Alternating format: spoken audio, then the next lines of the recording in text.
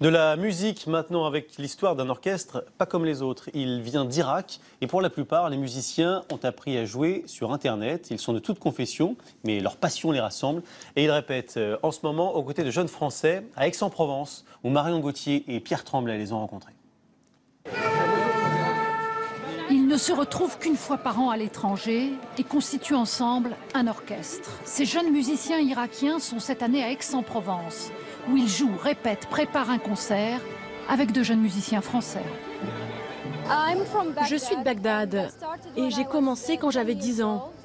Mais mon professeur est parti au bout d'1 an et après ça, j'ai dû apprendre toute seule à jouer du hautbois. C'est rare de voir des Irakiens en France et de voir des Irakiens qui font la musique et de pouvoir échanger, justement, d'avoir une connexion. La musique ensemble. Pour cette génération d'Irakiens qui n'a connu que la guerre, c'est un luxe et un événement. Beaucoup d'entre eux sont autodidactes, auditionnés d'après des vidéos postées sur le net.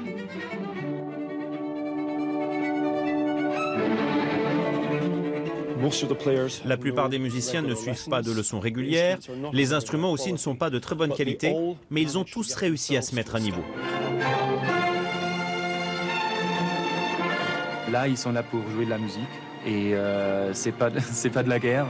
Ils sont tous ensemble, les chrétiens et les musulmans, et les arabes et les kurdes, ils sont ensemble et ils jouent de la musique. L'orchestre existe depuis 3 ans. Et c'est cette jeune pianiste qui l'a fondé pour aider ses compatriotes musiciens. C'est la première fois qu'ils voyagent, la première fois qu'ils jouent en orchestre. Ce sont toutes ces expériences qui leur font ouvrir les yeux. Et de retour chez eux, ils peuvent dire aux autres, il y a une vie ailleurs. Chevauchés fantastiques dans les rues d'Aix ce soir-là.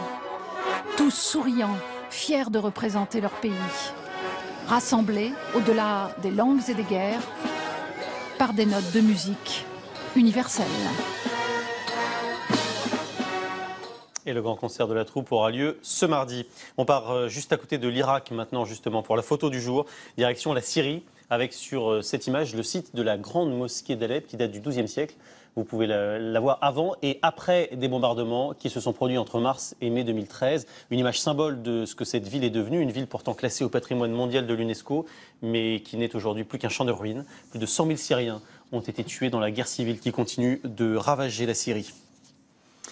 C'est la fin de ce journal. Dans un instant, la météo de Catherine Laborde. Ensuite, votre série Pro Village. Pour l'information, demain à 13h, Jacques Legros. À 20h, Anne-Claire Coudray. Et je vous retrouverai lundi. Très bonne soirée, bon week-end.